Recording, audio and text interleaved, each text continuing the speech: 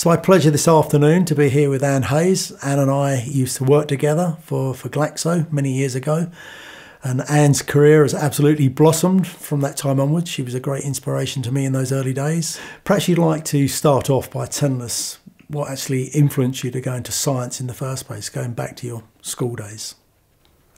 Yeah, well, it did start probably at senior school. I was always very interested in science. I did science subjects all the way through O-levels, as they were then, and A-levels. I loved doing practical lessons. I always knew from a really early age that I wanted to go into research. So I can remember writing an essay when I was about 13 or 14, an English essay on sort of standard thing, what do you want to be when you grow up? And I said I wanted to be a research scientist. I did science all the way through school. I did science at university. I did a degree in physiology and psychology. And when I came to the end of my degree, in fact, I knew I wanted to do a PhD, because I knew if you wanted a research career that you had to do a PhD if you were going to be seriously ambitious. So I planned at the end of my degree, I applied for what was called at that time an assist award. It was given by the Science Research Council. And you could take that award, work in industry for a minimum of 1 year or a maximum of 5 years, and then you could take that grant to any university in the UK and do a PhD.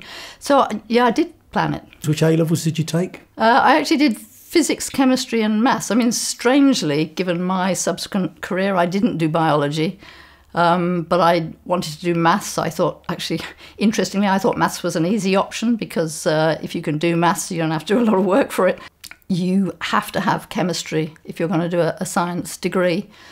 And I was told, quite rightly as it turned out, that you could pick up biology later on. So those were the A-levels that I did. I think I knew that I wanted to do a biological career at the end of the day, something actually around the science of human beings. When was the first time you think you were aware of the discipline of pharmacology, actually what pharmacology actually was? So I guess it was probably during my degree. So I did a degree in physiology and psychology. Yeah. And I did a project during that time on behavioural pharmacology. So my third year project was looking at the effects of psychoactive drugs in rats on their behaviour. Yeah. In fact, their behaviour in operant boxes, so looking at operant behaviour. Yeah. So that really started my interest in pharmacology, and actually started my interest in neuroscience. And the decision to go on to do a PhD? I knew that it was a necessary thing to do. And in fact, I went to work at Roche in pharmacology in between doing my degree and going off to do my PhD. And again, I was doing behavioural pharmacology. And I knew from being there actually just how important it was going to be to have a PhD. Yeah. So did that industrial period, when you were still training, did that influence you? I mean, was that what really made your mind up for a career in pharmaceuticals? I think it probably was, because I think I'm interested, I've always been interested in basic research, but I'm also interested in the application of it. And I was really interested in drug discovery. So yes, I think that early period at Roche did set me on the course of doing drug discovery. We were both very fortunate to work in a pharmacology department that was probably the most successful pharmacology department that there's ever been, and probably ever will be, with 6 major drugs, you know, in our lifetime in the organisation. And I had many role models. You were one of them, Anne. Did you have any role models before you actually joined Glaxo? Or was it pretty much, you've always been a pretty motivated, driven person? I think I have, actually. I think it's always been self-driven. I can't think of role models before then. I mean, neither of my parents were scientists. No. Neither of my parents were particularly career-driven. In fact, they were always slightly bemused by the fact that I was so career-driven. Sure. Because, you know, when I was starting out on my career, it actually wasn't quite so accepted that women went on to do careers. So I think it largely, I mean, I have had role models since, but I think largely at that stage it was self-driven. So when you were doing your PhD, there must have been several options open to you. Presumably you could have gone into academia, You could have gone into industry. You could have done anything with your PhD. What was your thinking about your options at that point? I actually did go for a couple of interviews to do postdocs in academia, as well as doing some interviews in pharma companies.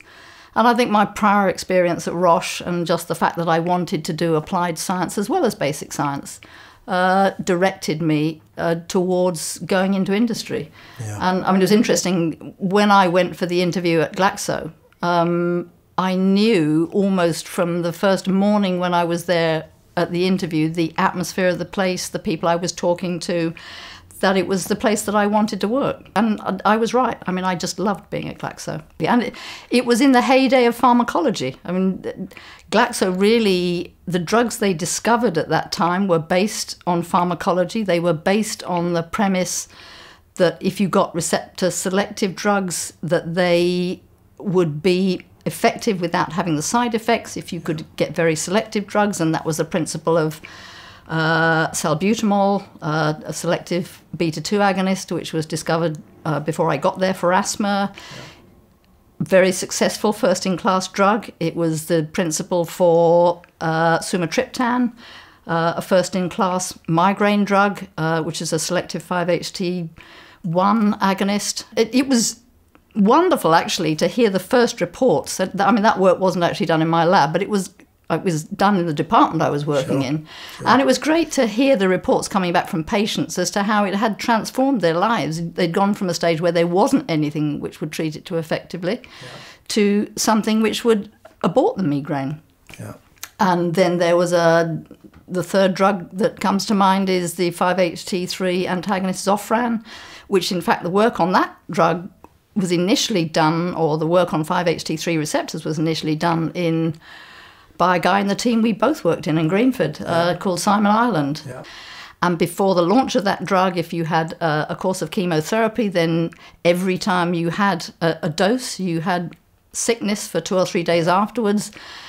And after 3 or 4 courses, then people would start to feel sick, even when they were driving down to the hospital. Yeah. And it actually completely got rid of the emesis in most patients. That was hugely exciting. Yeah. And I can remember actually being shown a video of a sales conference where a patient was talking about this drug, and they're panning around the audience, and everybody, this was all the male salespeople, everybody had tears in their eyes. I mean, it was fantastic to be working where those sorts of breakthroughs were coming through in an atmosphere where there was a great team spirit. Yeah. So, you and I worked in the same team with Sure. Mike Tyres. It was a great team spirit where there were exciting things going on. We did a lot of basic research as well as doing the sort of people outside of industry think that we just screen drugs all the time. Not true. We were doing a lot of basic research. I published a lot of papers during that time. I was giving lectures probably 5 or 6 times a year. It just had a huge buzz about it. You worked for Glaxo for more than 20 years. What were the key milestones while you were there? Well, obviously the discovery of the drugs that we've already talked about, but also I think the changing technologies. There was a huge change. There was a technological revolution while we were working at Glaxo that was sort of incorporated within pharmacology, and that was really the introduction of the new molecular biology and cell biology techniques. And I was lucky enough to be really involved in that right from the beginning, because Glaxo bought an Institute of Molecular Biology in Geneva run by Jonathan Knowles. Yeah. And I started collaborating with them almost from the day that they opened. And we had a dopamine project. We were cloning new dopamine receptors. We cloned the new dopamine D3 receptor there. We were one of the first groups to do pharmacology on it, and we did publish on that. And how did you acquire those new skills? I mean, I think one of the great things about pharmacology is the fact that you do bring in different techniques and technologies as they're developed. Yeah. Well, you will remember, Malcolm, that we had a course in molecular biology, which was provided by a lecturer from Hatfield Poly, now Hertfordshire University, who came up and taught us about molecular biology. And I can even remember going down there and doing a practical and doing a PCR reaction. So moving on from the technologies, what were the other significant milestones? Because you changed jobs several times, didn't you? Yes, I did. So I started off working in the lab. I became a lab head, and then a group head, and then a head of a department of neuropharmacology. Yeah. So all the time, actually, all through my career, there was a theme around pharmacology of the brain and spinal cord, central nervous system, so both psychiatry and neurology. Yeah. And then I went on to become a department head for a more general department, which incorporated CNS, respiratory, cardiovascular and GI. And that, I think, took us up to the Glaxo Wellcome merger. And after that, I took on an interesting new role, which was therapeutic director, as we were called, for the CNS therapeutic area. And that was really interesting. It was a new concept, really. And the idea was to set the strategy for the therapy area in drug discovery. And that involved talking to people in research. So I was talking to the research groups in Verona, in the US and in the UK. But also talking to people in clinical so that we could understand what new drugs were needed, what the medical needs were, how to do clinical trials in those diseases, and even beyond that, talking to the commercial people so that we understood what drugs were needed on the market. I mean, that was a really exciting time. The only downside of it is I gained a gold card in British Airways and in American Airways, and I probably spent more time in the air than I did in the ground, which wasn't so much fun. And then that brought us to the GSK merger. And at that time, I applied for a job to head up one of the drug discovery centres. Yeah. And I wasn't offered that job, and I decided at that point in time that it was time to move on. Yeah. I'd had 22 really good years at Glaxo.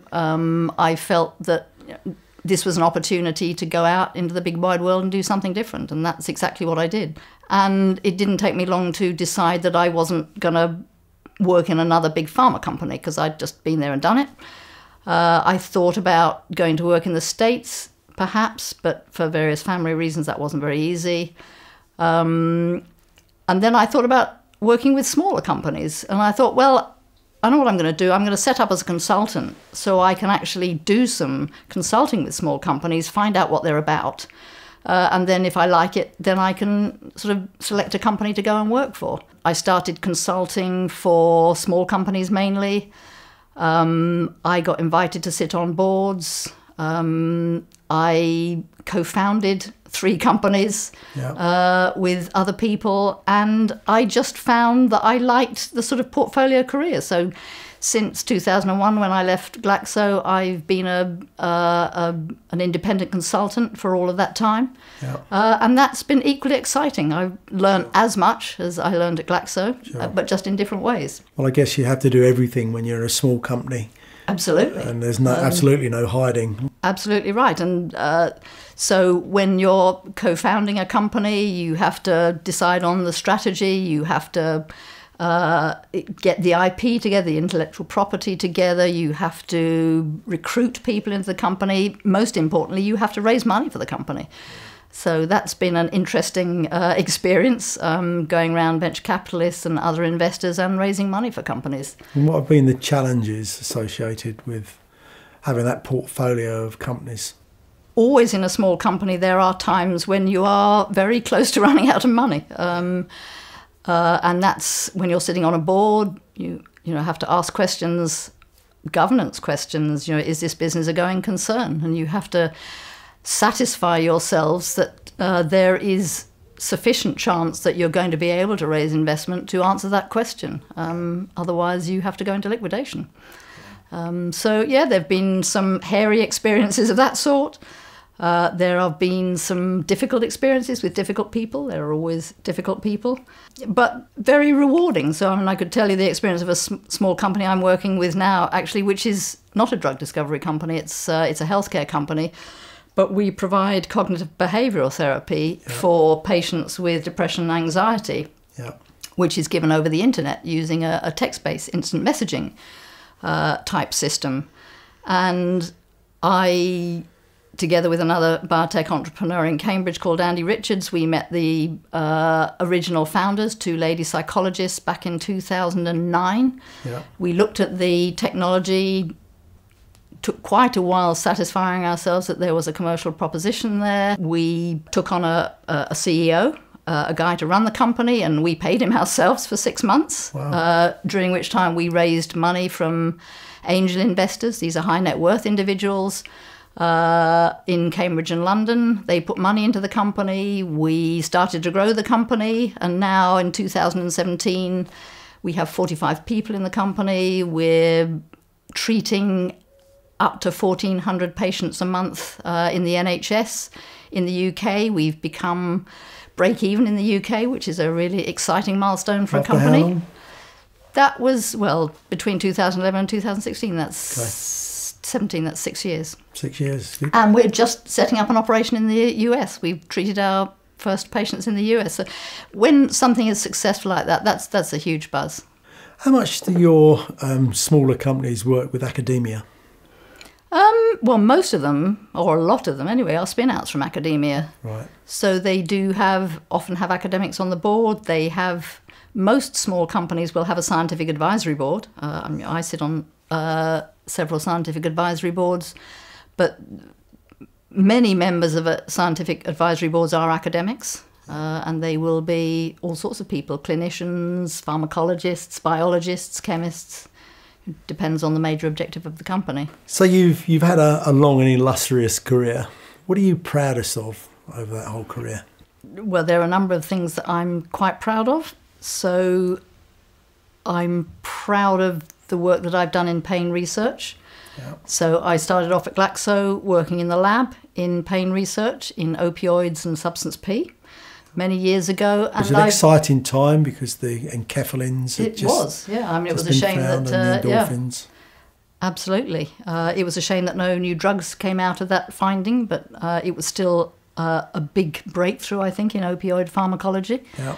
One of the first things I did when I left Glaxo was to set up a pain drug discovery company with Professor John Wood, and that was really quite exciting. We were doing work on sodium channel blockers, which are still of considerable interest in pain research. And I still consult in the pain area. In fact, I'm going out to Australia to give a lecture. I sit on the scientific advisory board of a small company in Australia, and I'm going to give a lecture in Adelaide in October on pain research. So that's been a theme throughout my career. You must be proud of how you've helped shape other people's careers. I mean, you certainly gave me advice, and you've got people to think about things outside of bench pharmacology. I mean, that must give you satisfaction. Yeah, I am proud of the people who have worked for me who've gone on to do good things. You're a prime example of that. You've been very successful. We discussed a career change when I was your manager, and that has been very successful for you. One of the things I'm particularly proud of, actually, is my mentoring of other women. Yeah. I was probably, when I left Glaxo, I was one of only 3 women at that level in the whole company, and that wasn't just research. Yeah. I think I was the most senior person in research, most senior woman in research. Yeah. And it was quite a difficult time. There were very few women in senior positions at that time, so I kind of saw myself as paving the way a little bit. And it's really exciting for me to see people like Julie Barnes, Fiona Marshall, Melanie Lee, all people who I mentored. Yeah. And I'm still very friendly with, but they've gone on to do great things. Yeah. And I take great pleasure in that. And it's strange to think that GSK have now got for the first time a female as chief exec. Yeah, well, that's really Emma exciting. Walmsley. And it just goes to show how much things have moved on over your career span. Yeah. I hope they have changed. I think they're changing slowly. I mean, there are female CEOs of small companies and now of big companies like GSK, so it is changing. Have you any regrets? Would you have changed anything in your career? I guess if, with the benefit of hindsight, I might have done better to leave Glaxo a bit earlier. Yeah. I mean, in a sense, I left when I was pushed.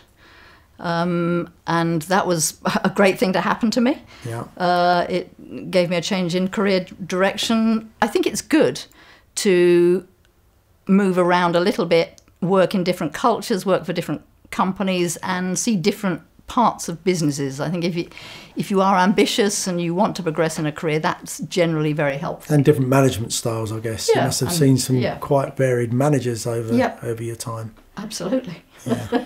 And who were your key influences outside of the company in pharmacology, the people that you really respected from the BPS world, or indeed further afield? I always remember meeting Professor Pat Wall for the first time, and Pat Wall was Mr. Pain. I mean, he was probably the most important person in pain research at the time, and hugely exciting to go down and meet him in his lab. And walk into his office in UCL, and here he was, the most important guy in the world almost in pain research, and he had an office which was about sort of 8 foot by 8 foot, and he smoked roll-up cigarettes, and he arrived at office on a bicycle, and he was a hugely grounded individual, but he changed the face of pain research. That was hugely motivating to me to be able to do a little bit of collaborative work with him. And people that I met through him, people like Clifford Wharf and Tony Yaksh, who worked with Pat. People in the BPS, well, a lot of the positions. So when I set up as a consultant, first of all, I mean, one of the first things I did was I sat down and I wrote my whole network of people that I knew. Yeah. That network, I still get approached from people on that network for work. So that's how I get most of my work. I don't really go out and look for work. It comes to me through my network. And a lot of that comes from, so for example, I was chairman of a small company called Solentix, which a guy called Nick Barnes is the CEO. I met him through the BPS. I was on the board of a company called Plethora.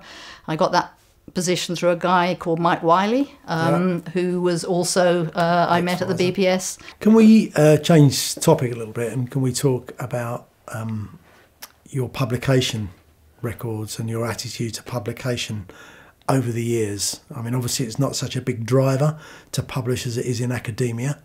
Well, I did publish a lot. I think I had over 100 publications when I was working at Glaxo.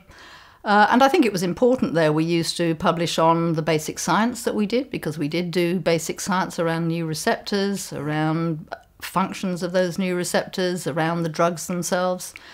We had a lot of good publications there.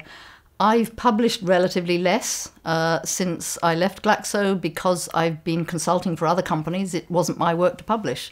No. So I've published some general reviews. I wrote a general review on pain with a couple of other colleagues about 2 years ago. That's been very well received. I keep getting invitations from meeting organisations all over the world, particularly in China, asking me to come and talk at those meetings. I think that will surprise a lot of people, over 100 publications from within industry. And it was the policy of Glaxo to publish. Yeah. And actually, if something, I think the main principle is, if there is something that is secret, then it needs to be patented. But once you've patented it, there's no reason not to publish. So you've pretty much worked across all of the main CNS, central nervous system, areas of science, across most of the diseases. Do you want to say a little bit about how your career's worked across those different disease areas, how you've gone from one to another? So I started off working in pain mainly, then I took on other projects, and in the early days at Glaxo, particularly when I became a head of the neuropharmacology department, we covered diseases like depression and schizophrenia, had a big stroke program at that time. All of those diseases actually have hit problems with clinical trials. Yeah. And lack of activity of drugs that have gone through clinical trials for a whole raft of reasons. And they've almost fallen into disrepute.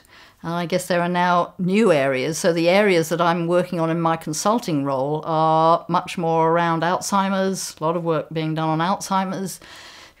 I consulted, I would say, for about 3 or 4 companies on different Alzheimer's projects. And of course, we're now almost at a stage where we were with stroke, that there have been a number of compounds that have gone through clinical trials. They've turned in negatives for reasons that we aren't really clear about. And people are sort of starting to lose hope a bit. But I think, there are still hopes in Alzheimer's. So I was going to say, well, what gives you the confidence to think that your Alzheimer's studies of tomorrow will be any more successful or better than the stroke trials? Because I think people are thinking a lot more about the sorts of patients that you need to take into those trials, that they're much earlier stage patients, how you identify those early stage patients, how you do the clinical trials. So I think a lot more thought is going into the way that the clinical trials are done. There's a lot more collaboration. There's a lot of work on biomarkers so that there are better endpoints for clinical trials.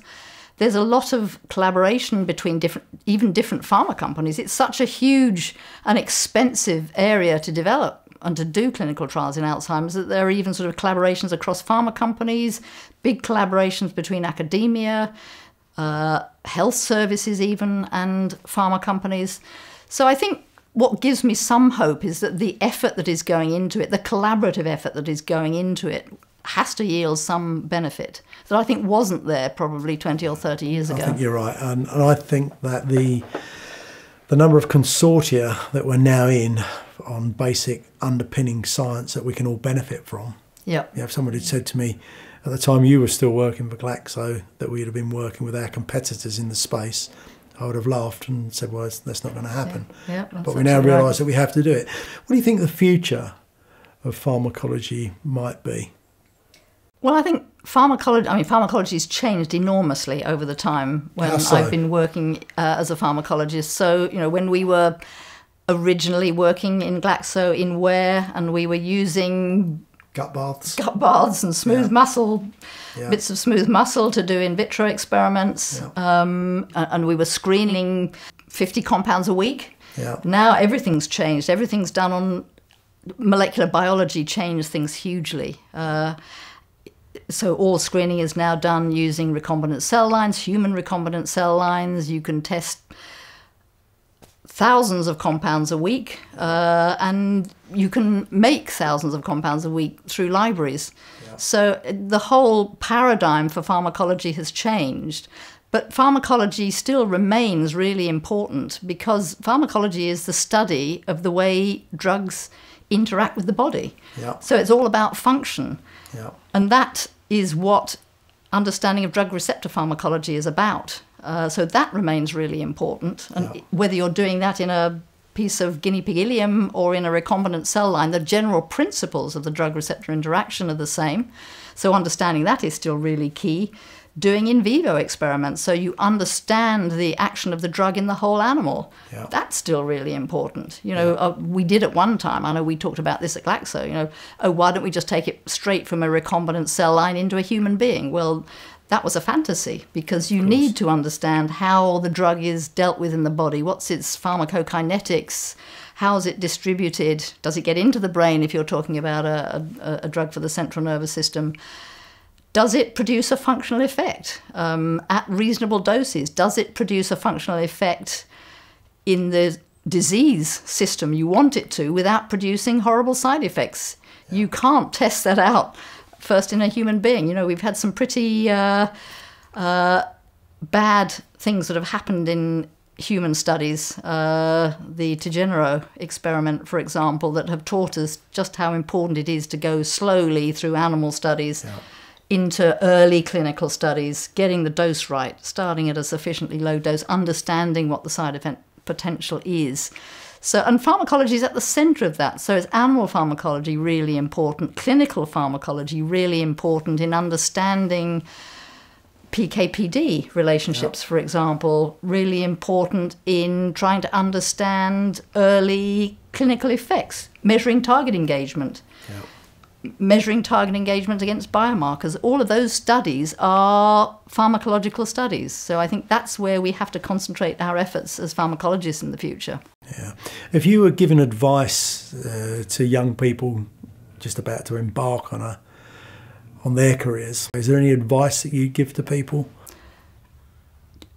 Well, I think science is a really exciting career. People shouldn't be put off by the fact that people think science jobs are hard to come by. I think as long as you go to a really good university that's well known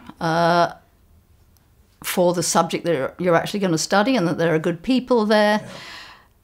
If you have the right grounding, then the content of your courses and the people that you get to know at university will help you as you embark on your career. They can make openings for you. So I think my one piece of advice would be to make sure you go to a really good university where there are really good people. So we've been fortunate enough to work with some really great pharmacologists, and I've certainly had a whale of a time working with them. Who are the people who impress you the most, if perhaps not influenced you? Well, I guess somebody who certainly influenced me was Mike Tyers. I worked for Mike from my first day at Glaxo in 1978 through off and on until he left Glaxo, in fact. There were some brief interludes when I worked for Clive Dixon and Alan Baxter, but I worked for Mike for a long time. Mike was the guy who discovered ondansetron, or at least who took ondansetron as a 5-HT3 receptor antagonist and developed it for use in chemotherapy-induced emesis and post-operative emesis. And I learned a lot from Mike. I learned the importance of doing basic science around understanding actions of different receptors, basic science around diseases, around publishing, around presenting at conferences, around managing staff and career progression, because Mike was really into managing people's careers and making sure that they progress. And he was a role model for me, really. He sort of progressed through the organisation, and I almost sort of progressed through the organisation with him, yeah.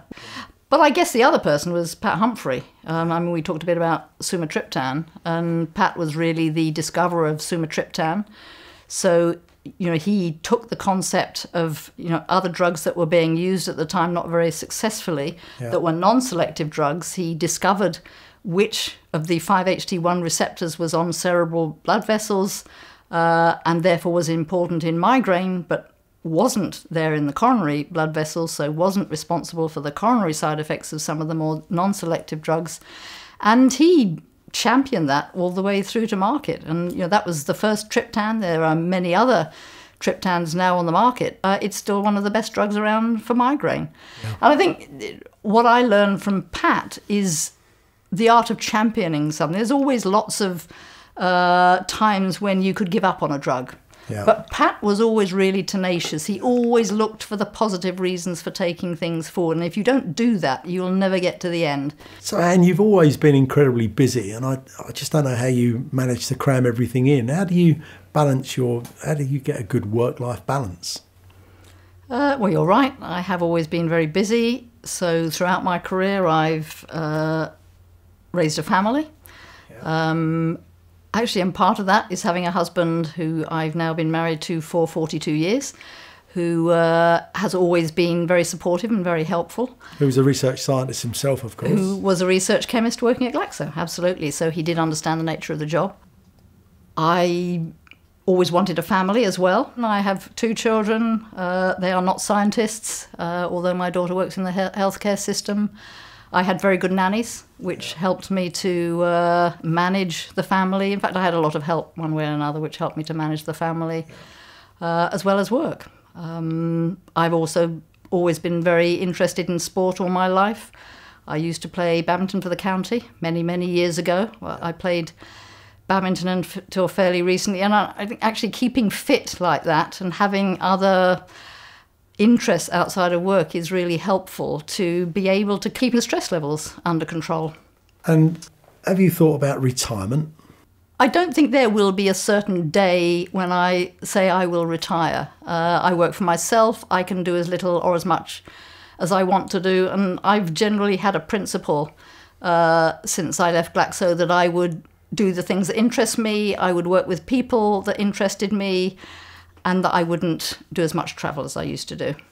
And I've largely stuck to those 3 principles. So whilst the work comes to me, I will probably continue to do it under those 3 principles.